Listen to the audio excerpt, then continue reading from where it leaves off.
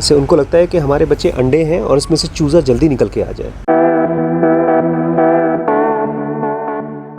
तो सवाल ये है कि हमारे बच्चों का भविष्य कैसा होगा। डॉक्टर बनेंगे, इंजीनियर बनेंगे, आईएएस ऑफिसर बनेंगे, या बहुत बड़े बिजनेसमैन बनेंगे, बड़े से यूट्यूबर बनेंगे, या सिंगर बनेंगे, और क्या बन सकते हैं, स्पिरिचुअल टीचर बनेंगे गौतम बुद्ध की तरह। इतने ऑप्शंस आपके पास है सर। नॉर्मल माँ बाप सोचते हैं बच्चा डॉक्टर बन जाए, इंजीनियर बन जाए, गवर्नमेंट जॉब पा जाए, अपने लिए कमाना शुरू कर दे। बेसिक इतना ही होता है किसी भी पेरेंट्स का। ज़्यादातर नॉर्मल माँ बाप के बच्चे नॉर्मल ही रह जाते हैं। कुछ माँ बाप ऐसे होते हैं जो ये कहते हैं मुझे पता नहीं मेरा बच्चा क्या कर सकता है। ऐसे मैंने आज तक नहीं सुना है सर, कोई पेरेंट्स ये कहता हो कि मुझे पता नहीं है मेरा बच्चा क्या कर सकता है। सबको लगता है उनके बच्चों में बहुत पोटेंशियल है। पोटेंशियल तो है, लेकिन ज़्यादातर माँ बाप डर के मारे उनके पोटेंशियल को बहुत जल्दी बेक करना चाहते हैं। इससे उनको लगता है कि हमारे बच्चे अंडे हैं और इसमें से चूज़ा जल्दी निकल के आ जाए। सर ये सोचना कोई गलत थोड़ी की है कि अब 12th हो गया है, एक सिस्टम में बच्चा है तो अब कॉलेज ले, अपनी डिग्री सेलेक्ट करे। वैसे मैंने देखा है 12th के लेवल पे ऐसे बच्चों को बहुत ज़्यादा आइडिया नहीं होता है। जैसे मेरे पापा भी बोलते हैं कि 12th के बाद बच्चों को कहाँ समझ होती है कि उनको क्या करियर स्ट्रीम। बहुत कम बच्चे कम बच्चे होते हैं जिनको क्लैरिटी होती है कि उनको इंजीनियरिंग लाइन में जाना है। या पीछे वो क्या है, पानी है। हाँ, मान लो मेरे बच्चे को उसमें तैरना सीखना है, उसको कौन से कॉलेज में भेजूँ मैं? स्विमिंग क्लासेस ज्वाइन कराएंगे। कौन से लेवल का, मतलब बेसिक लेवल होना चाहिए कि पीएचडी लेवल होना चाहिए कि सुपर लेवल होना चाहिए? बेसिक से ही स्टार्ट करते हैं सब लोग चीज़ें। और अगर वो पीएचडी तक नहीं पहुंच पाया तो उसको गोल्ड मेडल नहीं मिल पाया तो कहीं तो कैसे पहुंचेगा। बेसिक्स तो कर लेगा, सेकंड लेवल तो कर लेगा। लेकिन अगर वो, और अगर नहीं कर पाएगा तो छोड़ देगा। और अगर वो थियरी पास कर गया और पानी में नहीं कूदा तो? हम में से ज़्यादातर बच्चों की हालत यही होती है कि वो थियरी पास कर जाते हैं, उसके बाद इंतज़ार करते रहते हैं कौन सी कंपनी मुझे हायर करेगी पानी में तैराने के लिए, और इतनी ज़्यादा पढ़ाई कर लेते हैं कि उनका लर्निंग से इंटरेस्ट हो जाता है ख़त्म। लर्निंग में इंटरेस्ट तो मैं देख रही हूँ, जैसे अब वैभव भी है, उसका भी ख़त्म हो गया बिकॉज स्कूल में इतना ज़्यादा वो टॉर्चर हुआ है, या जो भी कह लीजिए, वो बहुत अच्छा नहीं था। नहीं, तो कल रात तक उसने 1 बजे तक लर्निंग किया है, उसने एडिटिंग किया है। हाँ, वो एक स्ट्रक्चर्ड माहौल में नहीं जाना चाहता है। स्ट्रक्चर्ड माहौल किसको सेफ्टी देता है, माँ बाप को कि बच्चों को? दोनों को। बच्चों को नहीं देता। क्यों नहीं देता सर? एक बात बताइए, अभी मैम का बेटा है, उसने इंजीनियरिंग करी, जर्मनी गया, अपने आप से चूज़ किया, खुद से किया। अब he is looking forward to it कि वो किसी अच्छी कंपनी में काम करके और सीखना चाहेगा। कंपनी में काम करना मतलब एक प्रैक्टिकल एक्सपीरियंस लेना थियरी के बाद। और कंपनीज भी तो उन्हें हायर करेंगी जिनको उनको लगता है कि हाँ एक बेसिक लेवल की पढ़ाई की है, वो टर्मिनोलॉजी समझते हैं, अब उनको काम समझाना है बिकॉज उनका थियरी का ग्राउंड तैयार हो गया है। रुकिए डॉक्टर साहब, आप बहुत तेज़ी से अपनी केस को आप ले जा रही हैं और उसमें आपके गवाह, आपके सबूत आप ही के फेवर में जा रहे हैं। बेचारे मेरे जैसे बच्चे सब पीछे छूट जाएंगे। देखो, इसमें दो चार चीज़ें हैं। मैम का लड़का, तुमने खुद ही बताया कि उसने पहले एक ब्रांच चूज़ की, उसके बाद उसको समझ में आया कि मुझे कौन सी पहले ब्रांच चूज़ की थी, मैकेनिकल। उसके बाद वो रोबोटिक्स में गया। ये चॉइस अपने आप ही लिया उसने सब कुछ, इवन उस कॉलेज में पढ़ने का डिसीजन भी उसका अपने आप था। इसका मतलब ये है कि आपके हिसाब से बच्चों को कॉलेज जाना चाहिए और उसी से उनकी ग्रेटेस्ट करियर पॉसिबल हो सकती है। तब मेरा सवाल ये है कि बिल गेट्स और जेफ बेजोस जैसे लोग कैसे बनते हैं कॉलेज से, क्योंकि हर बच्चा ऐसे ही कुछ बनना चाहता है। सर हम एनॉमलीज लेते हैं, बिल गेट्स एक है, जेफ बेजोस एक है, लेकिन उनके बाद में काम करने वाले लोग जो सीईओ की पोजीशंस पे काम कर रहे हैं, जो वो कंपनीज रन कर रहे हैं, जिनके ये ओनर्स हैं, तो वो लोग तो सब अच्छे कॉलेजेस में पढ़े हैं। हाँ, यहीं पर मुझे आना है। एक कॉलेज के माहौल में बच्चा क्या करता है? क्या वो कुछ सीखता है या वो एग्ज़ाम की तैयारी करता है?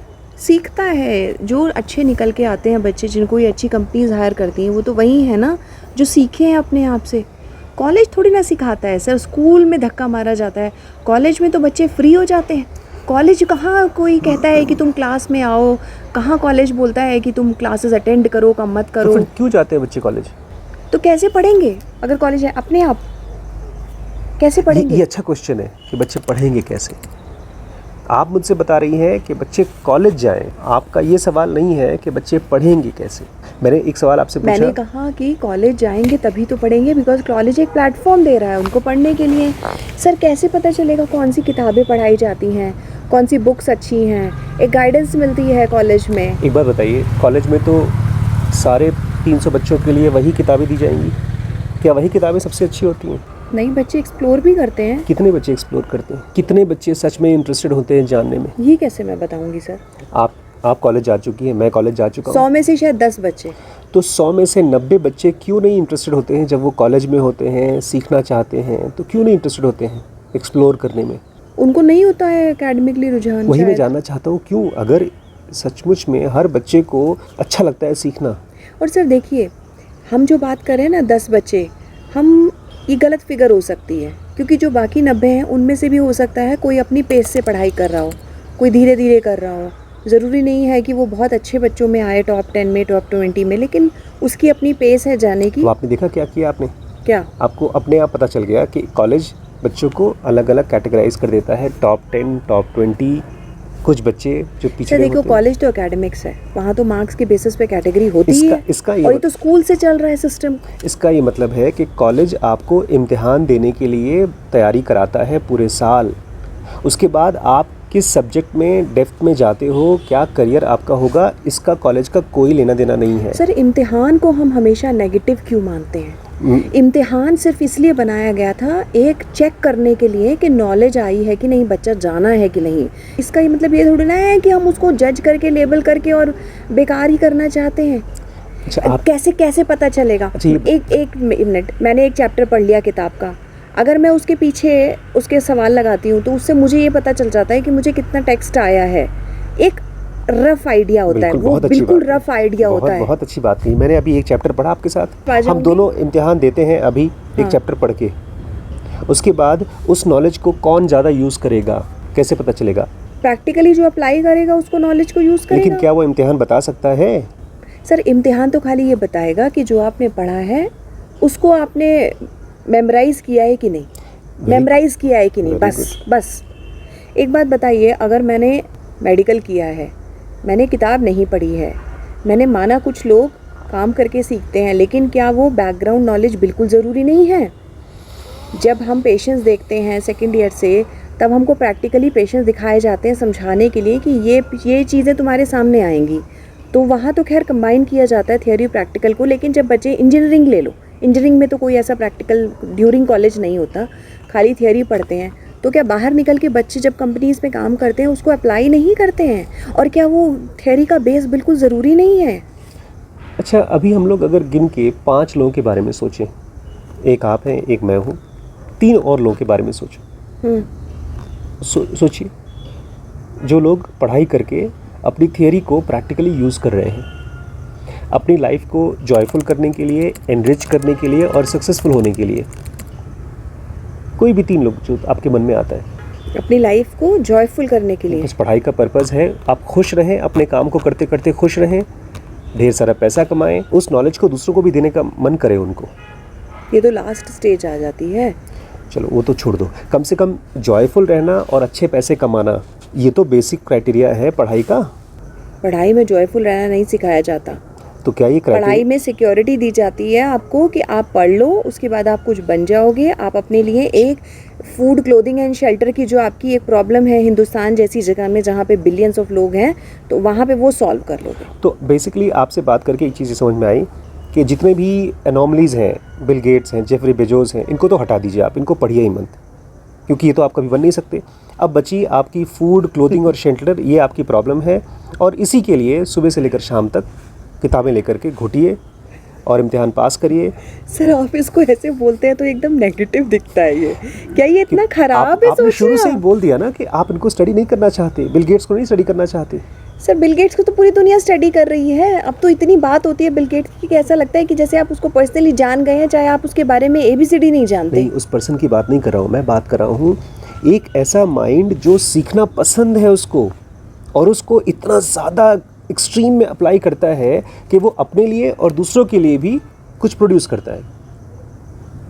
सर बिल गेट्स ने भी अपने बच्चों को ले दे के खान एकेडमी से पढ़ाया है, स्कूल से पढ़ाया है। अगर हम बिल गेट्स की बात करते हैं तो फिर वो क्यों नहीं छोड़ दिया अपने बच्चों को? उसने क्यों नहीं ऐसा कर दिया कि उसके बच्चे स्कूल ना जाएं और नहीं, सीखें ना? ये सवाल नहीं पूछ रहा हूँ मैं कि तो? मैं कह नहीं रहा हूँ कि स्कूल्स या कॉलेज सही है कि गलत। मैं पूछ रहा हूँ इंडिविजुअली कैसे कोई बच्चा किसी सब्जेक्ट को जॉयफुली सीख सके और उसको अप्लाई कर सके।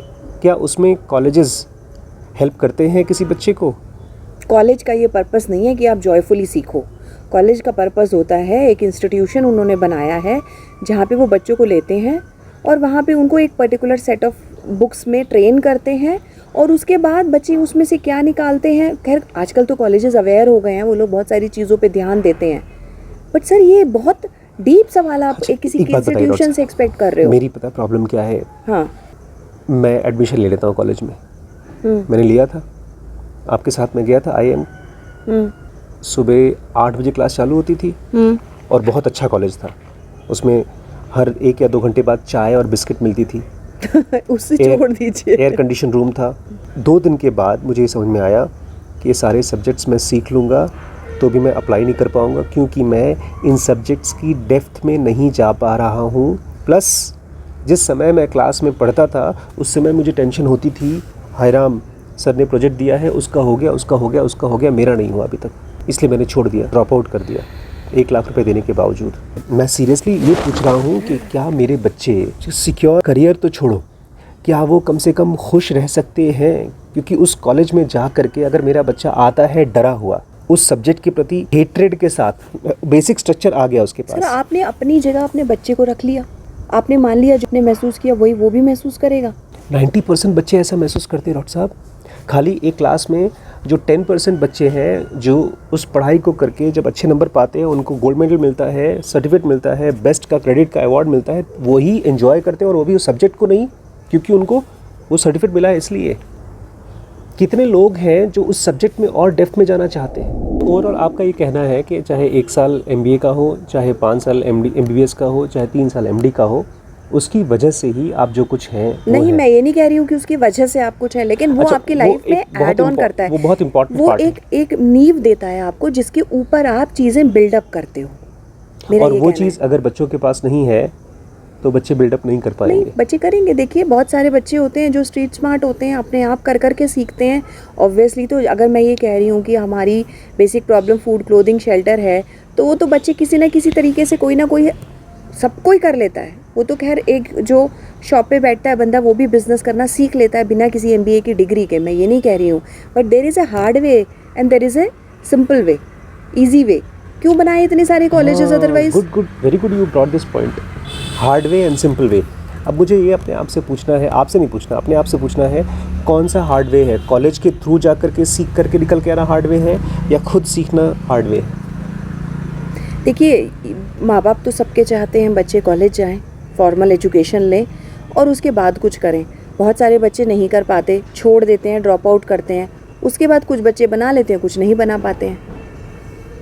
बट ऐसा थोड़ी कि है कि कोई सेट डिफाइंड पाथ है।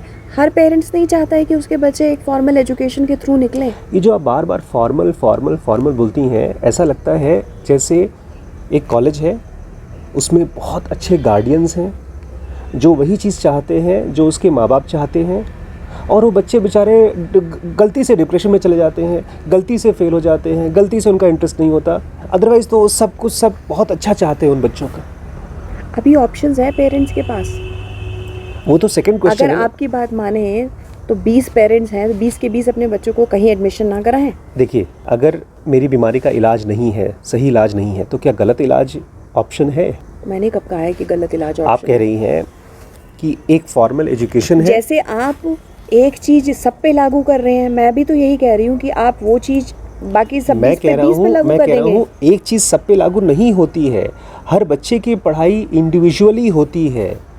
उसके लिए केयरिंग माँ बाप चाहिए।